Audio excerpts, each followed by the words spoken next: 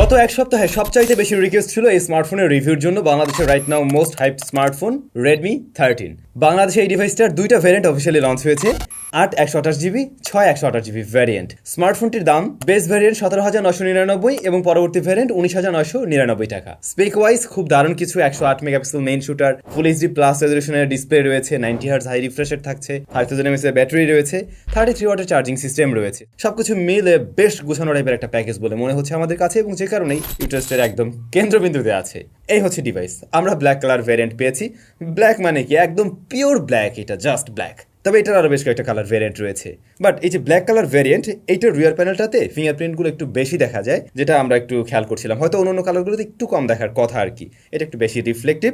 রিয়ার প্যানেলটা কিন্তু গ্লাসের, তো গ্লাস ব্যাক হওয়াতে একটা প্রিমিয়াম ফিল দিচ্ছে অন্যদিকে আপনাকে। প্রয়োজনীয় পোর্টস বাটন এই ডিভাইসে অবশ্যই সবকিছু আছে। 3.5mm headphone Jack, IR blaster সেন্সরটি আপনারা পেয়ে যাচ্ছেন এই ডিভাইসে। তবে সেকেন্ডারি নয়েজ ক্যান্সেলেশন মাইকটা ওরা কোন দুঃখে দেয় নাই, এটা নিয়ে আমারও একটু দুঃখ প্রকাশ করতেই হচ্ছে। এটা থাকা উচিত ছিল মাস্ট। তবে এর ডিসপ্লেটাকে প্রোটেকশন করছে কর্নিং গরিলা গ্লাস, আর এই ডিভাইসে IP53 রেটিং আপনারা পেয়ে যাচ্ছেন। হালকা পাতলা স্প্ল্যাশ লাগলে সমস্যা হওয়ার পসিবিলিটি নেই, ধুলাবালি ঢোকারও পসিবিলিটি নেই। ডিসপ্লে হিসেবে এখানে থাকছে কিন্তু 6.79 ইঞ্চের একটি ফুল এইচডি প্লাস রেজলিউশনের IPS LCD প্যানেল, যেখানে 90 হার্টজ হাই রিফ্রেশ রেট আমরা দেখছি। প্রাইস অনুযায়ী আমরা 120 হার্টজ এক্সপেক্ট করতেই পারি। সেটা থাকলে আমার মনে হয় এই ডিভাইস থেকে আরও বেটার স্মুথনেস পাওয়া যেত যখন আমরা স্ক্রলিং করতাম বা একটা জায়গা থেকে আরেকটা জায়গায় সুইচ করতাম। তবে এই ডিসপ্লেটার টাচ রেসপন্স ভালো, বেস্ট রেসপন্সিভ টাইপের ডিসপ্লে। ইভেন কালার রিপ্রোডাকশনে অ্যাজ এ IPS ডিসপ্লে খারাপ না, মোটামুটি ভালোই। অ্যামোলেডের সাথে ডেফিনেটলি আপনি কম্পেয়ার করতে পারেন না, বাট অবশ্যই অ্যাজ এ IPS এটা ভালো রেজাল্ট দিচ্ছে। অন্যদিকে এটার পিক ব্রাইটনেস পেয়েছি আমরা 550 নিটস, যেটা ইনডোরের জন্য তো বেশ ভালো। ইভেন আউটডোরেও শ্যাডোতে দেখা যায় ঠিকঠাকভাবে। ডিরেক্ট সানলাইটে আপনি অতটা কমফোর্টেবলি ব্যবহার করতে পারবেন না, কিছুটা স্ট্রাগল করতে দেখা গিয়েছে। আমাদের টেস্টিংয়ে এই ডিভাইসটা কিন্তু 90 হার্টজ ঠিকভাবে পুশ করতে পারছিল, ম্যাক্সিমাম সময় ঠিকঠাক ছিল। ইভেন আমরা UFO টেস্টেও দেখলাম 90 হার্টজ ঠিকভাবে দিচ্ছে আর কি। এই ডিভাইসটা রান করছে HyperOS বেসড অন Android 14, আর প্রসেসর হিসেবে রয়েছে MediaTek Helio Z91 Ultra। শুরুতেই বলছিলাম পাওয়া যাবে দুইটা ভ্যারিয়েন্টে, 6/128 এবং 8/128GB ভ্যারিয়েন্ট, আর স্টোরেজ টাইপ হলো eMMC 5.1। স্টোরেজ টাইপে একটু পিছিয়ে থাকছে, এটাতে অবশ্যই যদি কিনা UFS এরকম টাইপের কিছু সাপোর্ট নিত তাহলে অবশ্যই আরো দারুণ হতো। তবে আমি যতটুকু জানি এই প্রসেসরটাই মনে হয় eMMCর উপরে সাপোর্ট নিচ্ছে না। তো এই ডিভাইসটাতে HyperOS দিয়ে আসার কারণে আমরা নতুন বেশ কিছু জায়গায় পাচ্ছি। আপনারা জানেন HyperOS আর MIUI এর মাঝে তফাৎ কতটুকু এর আগে আমরা বেশ কিছু ভিডিওতে বলেছি। আপনি ভিজুয়ালি কিছু চেঞ্জেস লক্ষ্য করবেন, তবে আহামরি একদম দিনরাত এই ধরনের তফাৎ কিন্তু পাওয়া যায় না, খুব ভালো করে আপনারা জানেন। অন্যদিকে এই যে প্রসেসরটা MediaTek Helio Z91 Ultra, এই প্রসেসরটাকে যদি কিনা আমরা কম্পেয়ার করি MediaTek Helio Z99 এর সাথে, তাহলে অবশ্যই এটা বেশ কিছুটা পিছিয়ে আছে। তবে Z88 এর তুলনায় এটা এগিয়ে আছে কিছুটা। এখন এই প্রসেসরের জন্য দেখা যায় ফুল এইচডি প্লাস রেজলিউশন, 90 হার্টজ, সবকিছু সামলাতে গিয়ে ওর উপরে একটু বেশি প্রেশার পড়ে যাবে, খুব স্বাভাবিক। যে বিষয়টা এটা রেগুলার ইউসেজে আমি ফিল পাচ্ছিলাম। যেমন অ্যাপ ওপেন ক্লোজে দেখলাম অ্যানিমেশনে একটু টাইম নিচ্ছে এই ডিভাইসটা, তবে একদম ল্যাগ করে বসে থাকে, হ্যাং করে বসে থাকে, এই জাতীয় প্রবলেম ফেস করিনি। কিন্তু ওভারঅল স্মুথনেস আমার কাছে একটু কম মনে হচ্ছিল স্ক্রলিং এর ক্ষেত্রে, একটা অ্যাপ থেকে আরেকটা অ্যাপে যখন আমরা সুইচ করছিলাম। অন্যদিকে মাল্টিটাস্কিং 8GB র্যাম ভ্যারিয়েন্ট আপনাকে মোটামুটি একটা ভালো রেজাল্টই দিবে। অ্যাট টাইম আপনি 5-7টা অ্যাপ্লিকেশন নিয়েও কাজ করতে পারবেন যদি মিডিয়াম টাইপের অ্যাপ্লিকেশনগুলো হয়ে থাকে। আমরা দেখছিলাম ব্যাকগ্রাউন্ডে সেগুলো ফেলে রাখলেও রান করে রাখতে পারছে বেশ কিছুক্ষণের জন্যই। তবে এই ডিভাইস খুব বেশি হিট জেনারেট করছিল না, হালকা ওয়ার্ম হয় ডে টু ডে টাস্ক সামলাতে গিয়ে। গেমিংয়ে খুব একটা হামরি রেজাল্ট পায়নি এর থেকে। যেমন পাবজির ক্ষেত্রে আমরা দেখছিলাম এইচডি হাই ফ্রেম রেটে খেলা যায়, তবে অ্যাকশন মোমেন্টে বেশ ভালোই লাগ দেখাচ্ছিল এবং ফ্রেম ড্রপ ছিল। একটু লোয়ার সেটিংসে খেললে তুলনামূলকভাবে বেটার আউটপুট পাবেন। তবে আমি রিকমেন্ড করবো না পাবজির মতো ভারী গেম এটা দিয়ে প্লে করার জন্য। আপনারা ফ্রি ফায়ার খেলতে পারেন, ওইটাতেও হাই FPS এ টুকটাক ল্যাগ স্টার্টারের দেখা পেয়েছি, পাশাপাশি ফ্রেম ড্রপও ছিল। ওখানে লোয়ার সেটিংসে খেললে পাবজির তুলনায় বেশ কিছুটা স্মুথ রেজাল্ট পাচ্ছেন আপনারা। এর পাশাপাশি আরও দুইটা গেম প্লে করা হয়েছিল, 2D গেম ছিল, সেগুলো আবার ভালো রেজাল্ট দিচ্ছে এই ডিভাইসের সাথে। সত্যি বলতে এই ডিভাইসের ওভারঅল কনফিগারেশনের সাথে আমার মনে হয় MediaTek Helio Z99 এর মতো একটা প্রসেসর থাকলে জমে একদম ক্ষীর হয়ে যেত।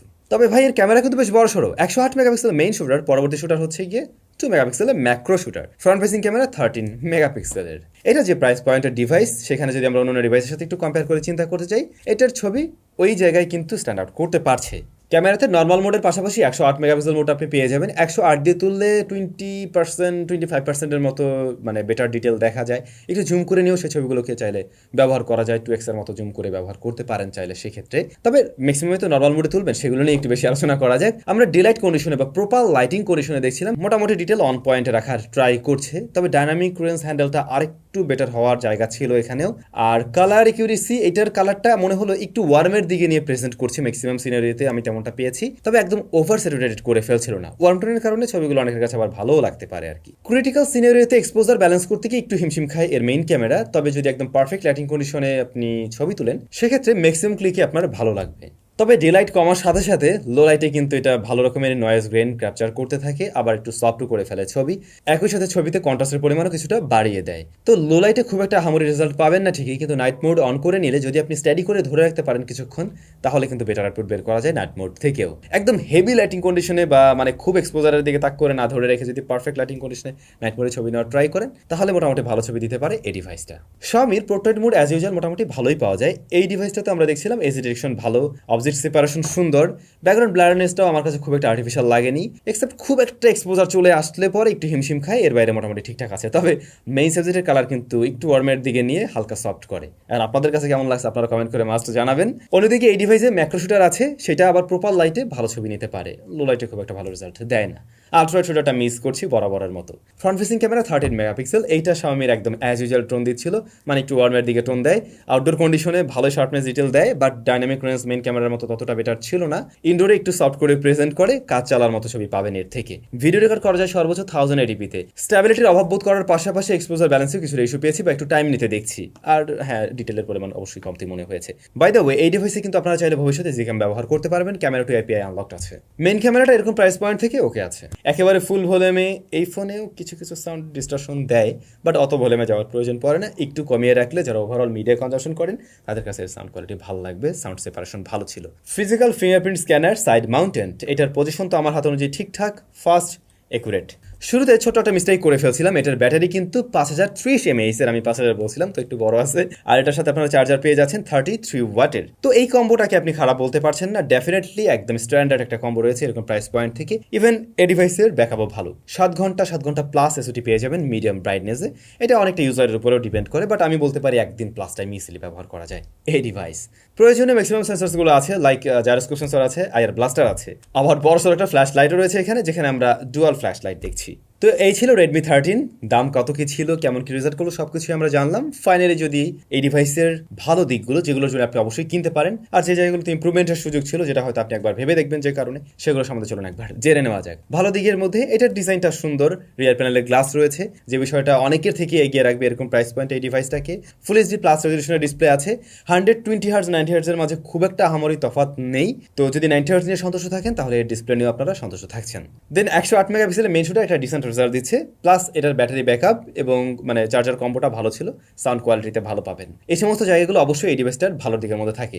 বাট যে সমস্ত জায়গাগুলো নিয়ে আমার কমপ্লেন ছিল, লাইক এই ডিভাইসটাতে সেকেন্ডারি নয়েজ ক্যান্সেলেশন মাইকটা আমরা পাইনি, দ্বিতীয়ত 120 হার্জ থাকলে এই ডিসপ্লেটা আরেকটু স্মুথনেস বেশি দিত, এবং প্রসেসরের ব্যাপারে বলছিলাম, এটা যদি মিডিয়াটেক Helio Z99 এর মতো কোনো এসওসি থাকতো, তাহলে আমরা একদম টপেস্ট পারফরমেন্সটাই পেয়ে যেতাম। তো এই ছিল বিষয়াদি। এখন আপনার বাজেট যদি কিনা এরকম 18 থেকে 20,000 মধ্যে হয়ে থাকে এবং ব্যালেন্স টাইপের একটা ডিভাইস চান, তাহলে এটাকে চয়েস করতে পারেন। আর অন্যদিকে যদি মনে হয় যে না আমার আরেকটু বেটার পারফরমেন্স দরকার, তাহলে এর থেকে বেটার চিপ দিয়ে কিন্তু আরো বেশ কিছু ডিভাইস অ্যাভেলেবল মার্কেটে রয়েছে, চাইলে সেগুলো আপনি দেখতে পারেন।